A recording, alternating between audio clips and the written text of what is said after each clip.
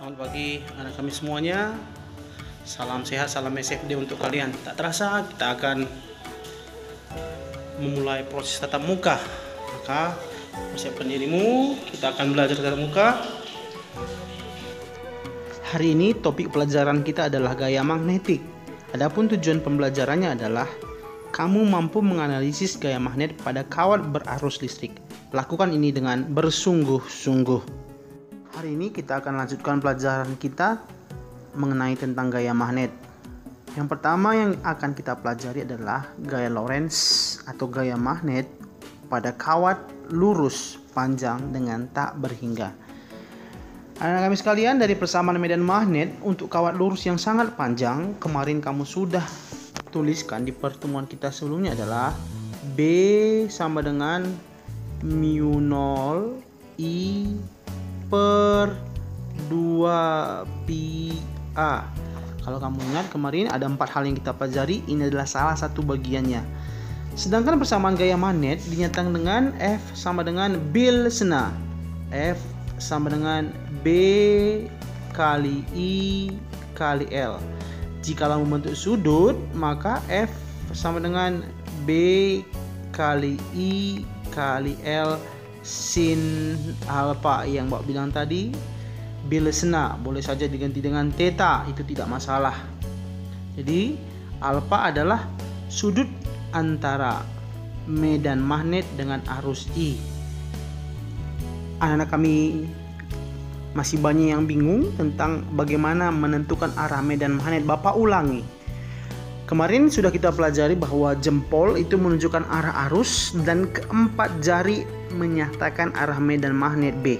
Coba perhatikan, di belakang pulpen, di depan pulpen, di kanan pulpen, dan di kiri pulpen. Arah jempol ini menunjukkan arah arus I. Ini adalah arus I. Jadi jempol Bapak ke atas, arah arusnya juga ke atas. Katakanlah pulpen ini adalah batang kawat A, B. Bisa dipahami ya? Maka putaran keempat jari Bapak adalah seperti ini anak-anak kami sekalian. Sekarang Bapak mau tanya, bagaimana arah medan magnet di belakang pulpen? Di belakang pulpen itu arah medan magnetnya adalah ke kiri. Di belakang pulpen. Ingat ya, di belakang pulpen. Sementara di depan pulpen itu arahnya ke kanan. Lantas bagaimana dengan di kanan pulpen di sini?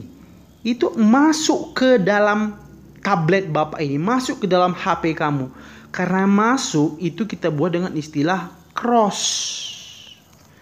Dan pada bagian di sini itu keluar, maka kita buat istilah dot. Jadi ini kanan, Bapak buat besar-besar. Ini ke kiri, di sini ke kiri. Pada bagian di sini masuk, dan pada bagian ini keluar bidang, keluar kertas, keluar tablet, keluar HP. Coba perhatikan sekali lagi. Ini adalah arah medan magnet B. Jadi Bapak ulangi, jempol ini menunjukkan arah arus I. Sementara putaran keempat jari Bapak itu menunjukkan arah medan magnet B. Arus I, medan magnet B. Mudah-mudahan dipahami, praktikkan secara langsung supaya bisa kamu memahaminya. Baik, kita masuk ke penentuan arah gaya magnet. Jadi hukum tangan kanan pertama tadi, ini adalah hukum tangan kanan pertama menyatakan bahwa arus I ditunjukkan dengan arah jempol, ibu jari. Sedangkan, ulangi, arus itu ditunjukkan dengan ibu jari. Sementara keempat jari dinyatakan dengan B. B itu arah empat jari yang lain. Jadi hukum tangan kanan pertama adalah menyatakan bahwa arus I ditunjukkan dengan ibu jari dan arah medan magnet ditunjukkan dengan empat jari. Ini harus kamu pahami dulu sebelum kita masuk ke topik hari ini. Penentuan arah gaya medan magnet. Hukum tangan kanan kedua. Penentuan arah gaya magnet, ibu jari menyatakan arus listrik. Lupakan yang tadi, lupakan yang pertama tadi. Kita masuk hukum tangan kanan kedua. Keempat jari menyatakan arah medan magnet dan telapak tangan menyatakan arah gaya magnet. Ibu jari ini menyatakan arah arus. Empat jari menyatakan arah medan magnet, tapi sudah berbeda dengan yang tadi. Dan ada plusnya hari ini yang kamu pelajari. Telapak tangan itu menunjukkan gaya magnet atau gaya Lorentz yang ditunjukkan dengan huruf F bersatuan Newton. Coba kamu perhatikan telapak tangan Bapak. Karena ini kita daring, coba perhatikan. Ini tangan kanan, harus tangan kanan. Ini adalah hukum tangan kanan yang kedua. Perhatikan, keempat jari Bapak ini menunjukkan arah B. Kemudian ke atas telapak tangan Bapak ini menunjukkan arah F. Telapak tangan Bapak ini adalah arah F-nya. Sementara jari jempol Bapak, coba kamu perhatikan, ini menunjukkan arah arus I. Ya, ini tegak lurus, ini pun tegak lurus. Jadi arah jempol Bapak ini menunjukkan arah I, telapak tangan kanan Bapak menunjukkan arah F, dan keempat jari menunjukkan B. Apa bedanya dengan hukum tangan kanan pertama? Kalau hukum tangan kanan pertama tadi anak kami, B-nya itu diputar, sementara di sini tidak diputar. Keempat jari itu lurus. Ya, coba letakkan tangan kanan kamu, praktekkan ini langsung. Telapak tangan itu ke atas, itu adalah arah F. Jari jempol Bapak yang ke sana itu adalah arus I. Dan keempat jari Bapak ini adalah medan magnet. Mudah-mudahan bisa kamu pahami. Coba kita lihat contoh nomor 1. Kawat lurus panjang tak hingga dialiri arus listrik 20 ampere. Seandainya, kalaulah kita gambar ini adalah arus kawat, katakanlah kawat AB, dialiri arus 20 ampere. Kita tidak tahu arahnya ke atas atau ke bawah. Belum ada dikatakan. Tentukanlah arah gaya magnet persatuan panjang jika kawat berada pada medan magnet 60 mili Tesla dan arah medan magnet ke timur dan arah arus dari utara ke selatan. Oke, biasanya kalau kita tahu, biasanya dalam penentuan arah mata angin, utara itu di atas, selatan itu di bawah, timur itu di kanan, dan barat itu di kiri kita. Ini biasanya. Sekarang coba kita lihat seperti permintaan soal. Arah medan magnet ke timur. Timur, berarti medan magnetnya ke timur. Ini adalah 4 jari tadi. 4 jari kamu letakkan ke timur. Keempat jari letakkan ke timur. Kemudian, arah arus dari utara ke selatan. Berarti dari utara ke selatan. Letakkan jempol kamu. Dari utara ke selatan. Kalau di sini, dari sini ke bawah. Begitu ya.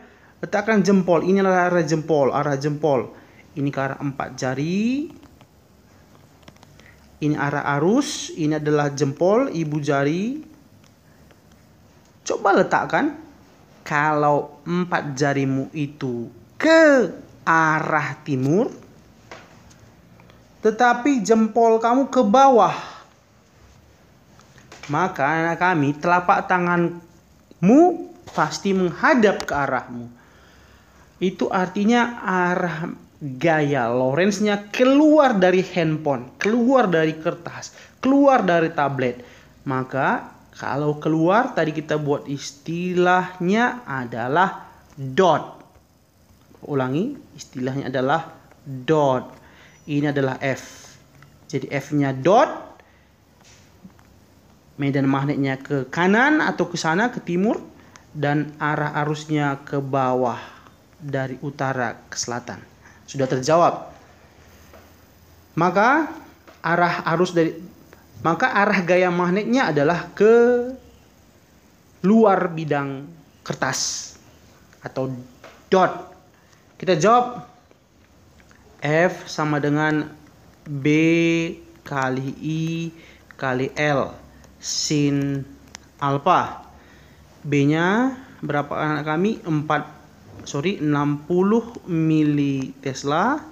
I-nya adalah 20 ampere, L-nya tidak dikasih tahu persatuan panjang, dan sin alfa, berapa sudut yang dibentuk antara mereka? 90 derajat. Sin 90 itu nilai yang 1, tidak perlu ditulis. Maka sama-sama kita jawab F sama dengan B kali I. B-nya 60 kali 10 pangkat minus 3, tahu ya, karena ini mili, kali I kali 20 kali L, persatuan panjang, kali sin 90. Berarti F sama dengan 6 kali 10 pangkat minus 2 kali 20 sama dengan 6 kali 20, 120 kali 10 pangkat minus 2. Minus 2, 1, 2, berarti F sama dengan 1,2 Newton per meter persatuan panjang. Arahnya adalah dot atau keluar bidang. Mudah-mudahan bisa dipelajari. Bapak sudah berusaha untuk menjelaskan walaupun dalam kondisi tidak tatap muka. Coba kita lihat topik yang kedua adalah gaya Lorentz pada dua kawat sejajar berarus listrik. Anak kami sekalian, yang tadi masih gampang, yang ini butuh konsentrasi. Misalkan, coba perhatikan kawat A, ini kawat B, kita namai, ini arah arusnya ke atas. Ayo anak kami sekalian, kalau arah arusnya ke atas, maka putaran medannya dulu kita buat. Putaran medannya dulu kita buat. Jempol kamu ke atas. Silakan buat dulu jempolnya ke atas. Maka arah medan magnet B-nya adalah seperti ini. Betul ya? Kalau Bapak ulangi, maka arah gaya putaran medan magnet B-nya adalah seperti ini.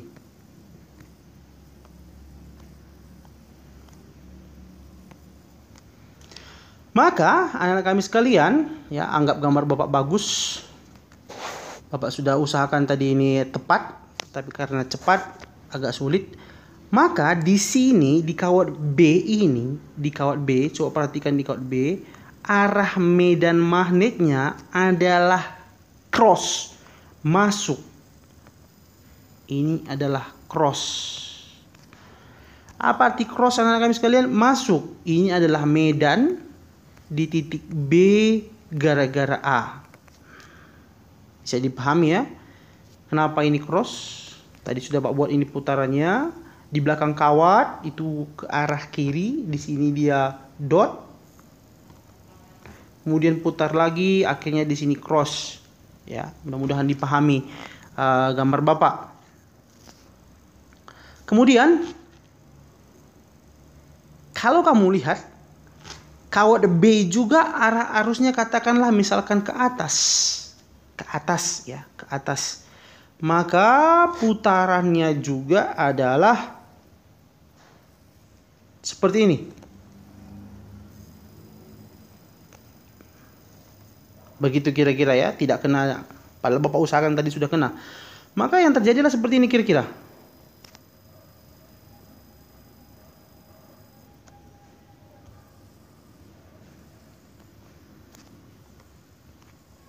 Nah, apa yang terjadi di kawat A?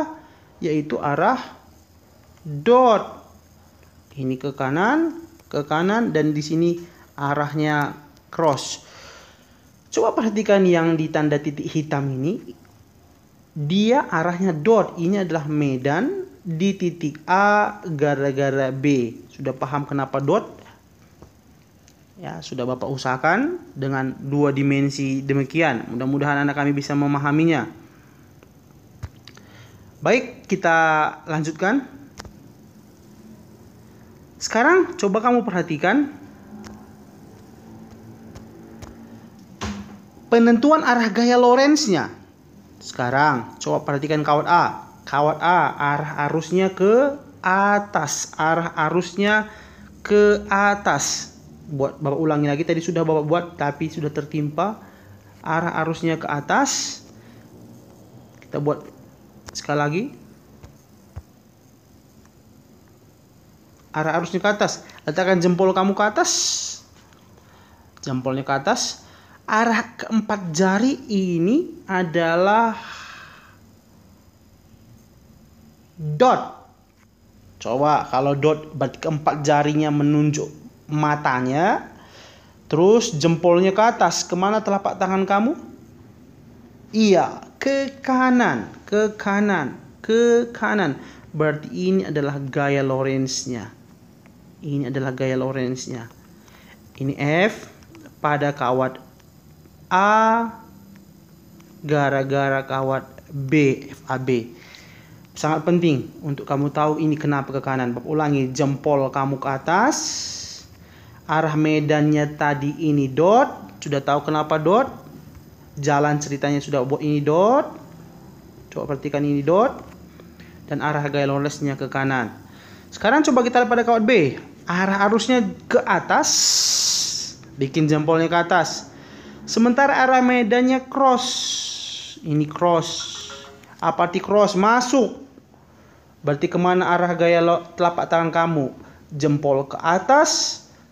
Empat jari pada kawat ini masuk. Cross. Maka telapak tangan juga arahnya ke kiri. Inilah gaya Lorentz-nya. Ini adalah F pada kawat B gara-gara kawat A. Maka kita tulis F sama dengan bil B kali I kali L. Katakanlah kita mau mencari FAB, maka FAB sama dengan B kali B siapa di situ? Di kawat A, berarti BAB kali IA kali L. Maka FAB sama dengan BAB. Gimana mencari B? Masih ingat? Mu 0 kali I per 2 PA kali IA kali L. Ini sudah pasti IB. Karena yang menyebabkan medannya adalah kawat B. Baik anak-anak kami, mungkin dengan contoh kamu akan bisa mengerti. Maka untuk mencari besar gaya yang dialami oleh kawat I3, coba perhatikan pada kawat 3 F3, maka ada dua gaya, yaitu F31 dan F32 yang arahnya berlawanan. Jadi arahnya berlawanan, maka F32 kurang F31. Ini sangat penting untuk kamu mengetahui bagaimana menentukan arahnya. Sekarang kita lihat F32. F32 bagaimana mencarinya? Bil, ya, B kali I kali L. B kali I kali L. Karena ini persatuan panjang, maka anggaplah L-nya 1. Maka F32 sama dengan B. Coba perhatikan F32. 32 ada di situ medan B32. B32 kali I kali L kali 1. Bagaimana mencari B32? Mu 0 I per 2 pi A kali I. Karena ini terjadi pada kawat 3, maka ini sudah pasti I3 dan ini sudah pasti I2. Dan ini adalah jarak antara kawat 3 dan kawat 2. Sama dengan 4pi kali 10 pangkat minus 7 kali I2. 6. Ya, sama tadi semua. Per 2pi A. Berapa jarak antara kawat 3, 2? Kawat 3, 2 hanya 4 cm. 4 kali 10 pangkat minus 2 kali I3 kali 6. Ini adalah perbedaannya. 4pi bagi 2pi itu 2. 2 kali 6 12. 12 kali 6 24. Maka F32 sama dengan 24. Kali 10 pangkat minus 7. Ya.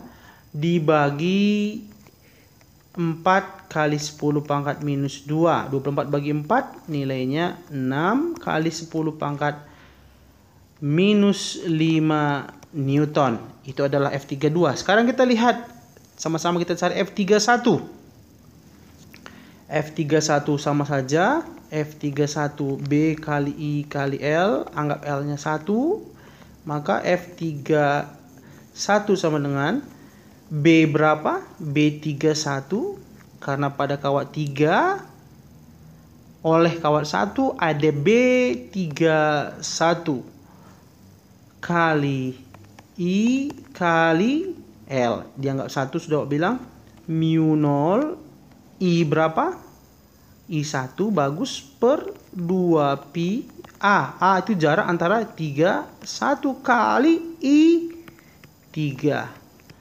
4pi kali 10 pangkat minus 7 kali 6 per 2pi. Jarak antara kawat 31 berapa anak kami sekalian? 31. Kawat 31 jaraknya 10 cm. Ya, 6 tambah 4 berarti 10 cm. 10 kali 10 pangkat minus 2. Bapak buat begini. Kali 6. Ya. 4pi bagi 2pi itu 2. 2 kali 6, 12. 12 kali 6. Berarti tadi salah ya. 2 kali 6, 12. 12 kali 6. 12 kali 6. Berarti tadi kita salah hitung. Ini 72. Nanti kita perbaiki. F31 sama dengan 72 kali 10 pangkat minus 7 per 10 pangkat minus 1. Naik ke atas. Ya. Jadi 10 pangkat 1 itu jadi positif. 72 kali 10 pangkat minus 6 Newton. Baik, kita perbaiki yang salah tadi. Berarti ini adalah 72 2 kali 6 12 kali 6 ya 72 sudah pas ya. 72 bagi 4 36 bagi 2 18 kali 10 pangkat minus 5. Ini 18. Baik, karena sama belum sama pangkatnya 1 minus 5 1 minus 6 kita samakan. Ini sama saja artinya dengan 7,2 kali 10 pangkat minus 5 Newton. Arahnya sudah berlawanan, maka dikurangkan. Ingat tadi caranya. F3 sama dengan 18 kali 10 pangkat minus 5 dikurang 7,2 dikali 10 pangkat minus 5. Itu nilainya sama dengan 10,8 kali 10 pangkat minus 5 Newton. Baik, demikian pembelajaran hari ini. Ini tidak sulit, hanya membutuhkan konsentrasi, hitungannya tidak begitu rumit, hanya memerlukan pengandaian. Kamu harus bisa membayangkan supaya bisa menjawab dikurang atau dijumlahkan. Begitu pelajaran hari ini anak kami sekalian, tetap semangat. Ingat, sering Bapak bilang, belajarlah hari ini, jangan mencontek hari ini. Karena jikalau kamu belajar hari ini, manfaatnya pasti akan ada. Tapi jikalau kamu mencontek hari ini, kamu sudah membuang hari ini tanpa ada gunanya. Tetap semangat, salam sehat, salam SFD untuk kamu semua.